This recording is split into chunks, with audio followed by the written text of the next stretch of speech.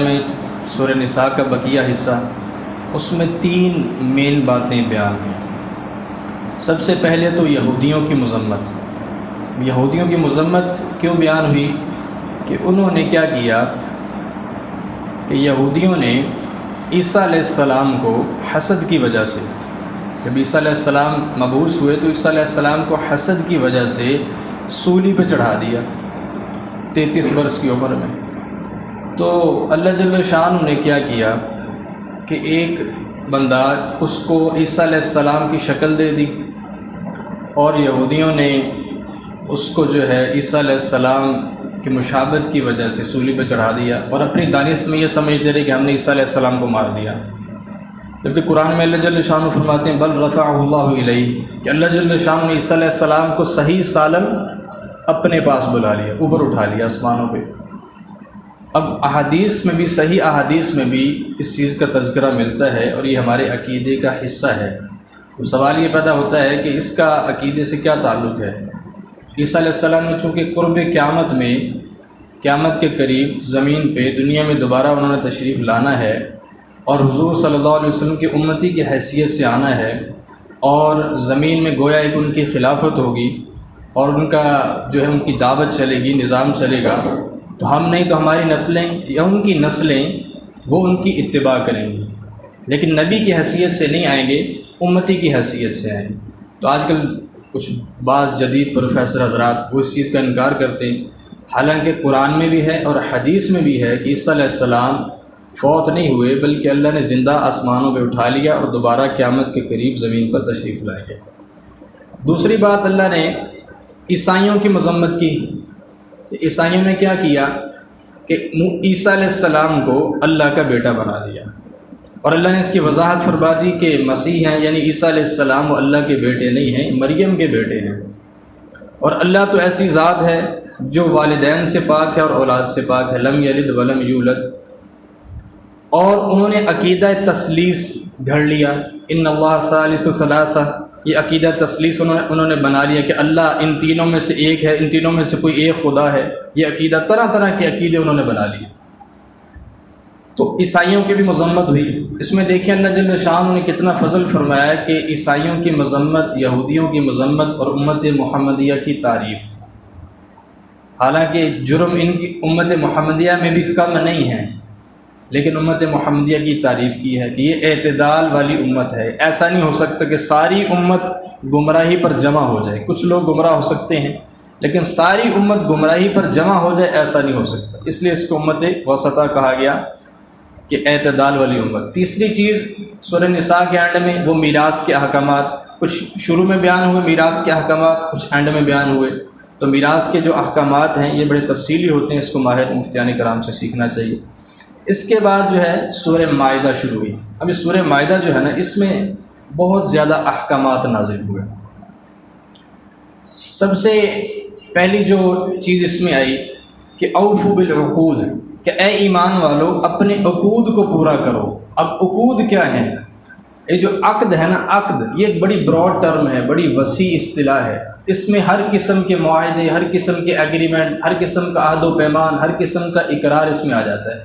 ہماری روزمرہ زندگی کے جتنے بھی عہد و پیمان ہیں، کسی سے ہم نے کہا کل آپ کو میں پیسے دے دوں گا، کسی سے ہم نے کہا کہ ٹھہرو ادھر میں ابھی آتا ہوں، یا تمہارا فلاں کام میں کر دیتا ہوں، یہ عہد و پیمان میں آ گیا۔ آپ کی جتنے بھی بزنس ایگریمنٹس ہیں، کانٹریکٹس ہیں، یہ سارے کے سارے عقود میں شامل ہیں۔ اسی طرح میاں بیوی کا جو نکاح ہے یہ بھی ایک عقد ہے، اور عقد کی بڑی اعلیٰ قسم ہے کہ میاں بیوی ایک دوسرے سے عقد کرتے ہیں کہ انشاءاللہ ہم ساری زندگی ایک دوسرے کے حقوق کو پہچانتے ہوئے گزاریں گے، ایک دوسرے کے ساتھ ادب و احترام کے ساتھ رہیں گے۔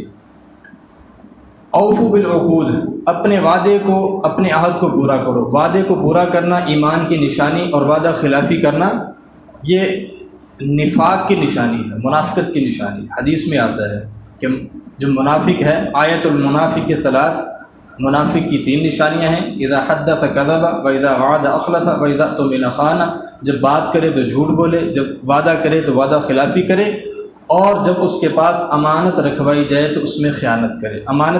امانت کی ایک صورت کسی کو راز بتانا، کسی نے آپ کو راز بتایا، آپ نے اس کا راز فاش کر دیا، آگے بتا دیا، اور اگلے سے کہہ دیا کہ اگلے نہ دسی، کسی ہور نو نہ دسی، تو یہ بھی امانت ہے، اس کو بھی آگے بیان نہیں کیا جا سکتا۔ اوفو بالعقود کے ضمن میں یہ آ گیا۔ پھر اس کے بعد 4 چیزیں حرام قرار دی اللہ جل شان نے، میتہ مردہ، مردار حرام، والدم اور بہتا خون، اور خنزیر کا گوشت، اور ہر وہ چیز جس پر اللہ کے غیر کا نام لیا گیا ہو۔ جتنی بھی نظریں نیازیں جو اللہ کے غیر کے نام پر تقسیم ہوتی ہیں، بٹتی ہیں، وہ ساری کی ساری ناجائز ہیں۔ ہاں یہ ہے کہ اللہ جل شانہ کی رضا کے لیے کسی کے ایصال ثواب کی خاطر ہم اس کو تقسیم کر سکتے ہیں، غریبوں کو دے سکتے ہیں، تو ایصال ثواب تو شرعاً ثابت ہے اور کرنا بھی چاہیے۔ اچھا، یہ 4 چیزیں حرام قرار دیں۔ اس کے بعد جو ہے طہارت کے مسائل اللہ جل شانہ نے بیان فرمائے، وضو کے مسائل، 4 فرائض وضو کے بیان فرمائے، چہرے کو دھونا، کونیوں سمیت بازو دھونا، مسح کرنا چوتھائی سر کا، اور ٹخنوں سمیت پاؤں کو دھونا، یہ فرائض ہو گئے۔ اسی طرح وضو کو کمال درجے تک پہنچانے کے لیے اس کی سنتیں اور اس کے مستحبات میں ہمیں سیکھنے چاہیے۔ پھر اس کے بعد تیمم اللہ جل شانہ نے ایک بہت بڑی نعمت اس امت کو عطا فرمائی جو اس سے پہلی امتوں کے پاس نہیں تھی۔ تو اس کے شان نزول میں جائیں گے تو بات لمبی ہو جائے گی، بس اس کے فرائض بیان کر دیتا ہوں کہ تیمم، اگر آپ سفر میں ہیں، پانی نہیں ہے 1 میل تک، یا کوئی ایسا مریض جس کو ڈاکٹر نے منع کیا ہوا ہے کہ پانی کے قریب نہیں جانا، یا اس کو خود لگتا ہے سردیوں کے موسم میں بعض بزرگ ہوتے ہیں بیمار ہو گئے، بھی پانی استعمال کریں گے تو اور زیادہ بیماری بڑھ جائے گی، تو ان کے لیے تیمم کی گنجائش ہے کہ وہ مٹی پر ہاتھ ماریں۔ 3 فرض ہیں، ایک نیت کرنا، اور دوسرا مٹی پر ہاتھ مار کر اپنے پورے چہرے کے اوپر ہاتھ پھیرنا کہ تھوڑی سی جگہ بھی باقی نہ رہے، اور پھر دوبارہ مٹی پہ ہاتھ مار کے اپنے پورے جو بازو ہیں ان بازوؤں کے اوپر انگلیوں سمیت، اور انگلیوں کو یہ جو خلا ہے اس کو بھی مطلب پور کرنا، اس کے اوپر بھی لگانا ہاتھوں کو، اور یہ 3 فرائض جو ہیں یہ تیمم کے ہو گئے۔ اس کے بعد اللہ جل شانہ نے غسل کے بارے میں بتایا۔ غسل کے 3 فرائض ہیں، کلی کرنا، اگر روزہ نہیں ہے تو غرارہ کر لینا احتیاطاً، اور ناک میں پانی ڈالنا، اور پورے جسم پر اس طرح پانی بہانا کہ بال برابر بھی جگہ خشک نہ رہے، یہ غسل کے 3 فرائض۔ اب یہ طہارت کے مسائل اللہ جل شانہ نے بیان فرما دیے، بنیادی۔ اس کے بعد جو ہے حابیل اور قابیل کا قصہ اللہ نے بیان فرمایا، جو ہمارے لیے بڑا عبرت انگیز ہے کہ آدم علیہ السلام کے 2 بیٹے حابیل اور قابیل، قابیل نے حابیل کو قتل کر دیا کسی وجہ سے، اور اللہ جل شانہ نے یہ فرما دیا کہ جس نے کسی ایک انسان کو بھی قتل کیا اس نے گویا پوری انسانیت کو قتل کر دیا۔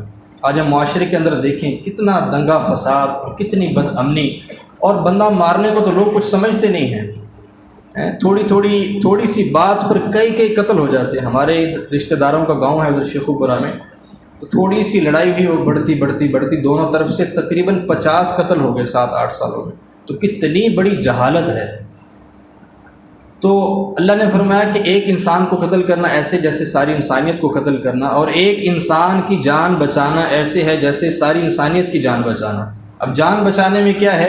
جان بچانے کی ایک صورت یہ بھی ہے کہ آپ جو یہ بلڈ دیتے ہیں، خون دیتے ہیں، خون کا عطیہ دیتے ہیں، یہ بھی جان بچانے کے اندر شامل ہے۔ اور بھی صورتیں ہو سکتی ہیں، کوئی فقر و فاقے کے اندر اس طرح مبتلا ہے کہ اس کو جان کا اندیشہ ہے، اس کو کھانا کھلا دینا، اس کی بنیادی ضروریات پوری کر دینا، یہ بھی اس کی جان بچانے کے مترادف ہے۔ اور بھی کئی صورتیں جان بچانے کی ہو سکتی ہیں۔ اس کے بعد قصاص کے احکامات، کہ آنکھ کے بدلے آنکھ، کان کے بدلے کان، دانت کے بدلے دانت۔ اب یہ تو تب ہوگا نا جب شریعت نافذ ہوگی اور قوانین سارے شریعت کے مطابق ہوں گے۔ پاکستان میں الحمدللہ آئین تو ہے شریعت کے مطابق، اور اس کے ذیل میں جو قوانین ہیں وہ بھی اکثر شریعت کے مطابق ہیں۔ فیڈرل شریعہ کورٹ بھی بنی ہوئی ہے اس کی امپلیمنٹیشن کے لیے، لیکن مسئلہ صرف امپلیمنٹیشن کا ہے کہ وہ جو آئین قانون شریعت کے مطابق بنا ہوا ہے وہ لاگو نہیں ہو رہا۔ وہ اگر لاگو ہو جائے تو ہمارے سارے مسائل حل ہو جائیں۔ تو شریعت نے یہ قصاص کے احکامات دیے کہ جان کے بدلے جان ہے، اور اگر ورثاء معاف کر دیں مقتول تو پھر مقتول کی دیت ہے 100 اونٹوں کے برابر، اور آنکھ کے بدلے آنکھ، کان کے بدلے کان، دانت کے بدلے دانت، یہ قصاص کے احکامات۔ اور اس کے ساتھ حدود ہیں۔ حدود کیا؟ کہ کوئی چوری کرتا ہے تو اس کا ہاتھ کاٹا جائے گا۔ اسی طرح ایک اور جگہ پر اللہ جل شانہ نے ڈاکے سے متعلق بھی فرمایا، ڈاکہ ڈالنے والا اس کا ایک طرف کا پاؤں اور ایک طرف کا ہاتھ کاٹا جائے گا۔ لیکن یہ کرے گا کون؟ عام پبلک تو نہیں کر سکتی، اب یہ قاضی کرے گا۔ قاضی جو اسٹیٹ کی طرف سے مقرر کیا گیا ہوتا ہے، شرعی اسٹیٹ کی طرف سے جو قاضی مقرر کیا گیا ہوتا ہے، جو شریعت کے مطابق فیصلے کرتا ہے۔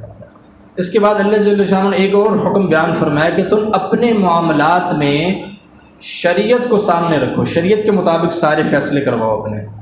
تو آج کے دور میں شریعت کے فیصلے ہم کہاں سے کروائیں گے؟ آپ جج کے پاس جائیں گے، اس بیچارے کو تو پتہ ہوگا یا نہیں ہوگا، خوش گمانی تو یہ کہ شاید پتہ ہو۔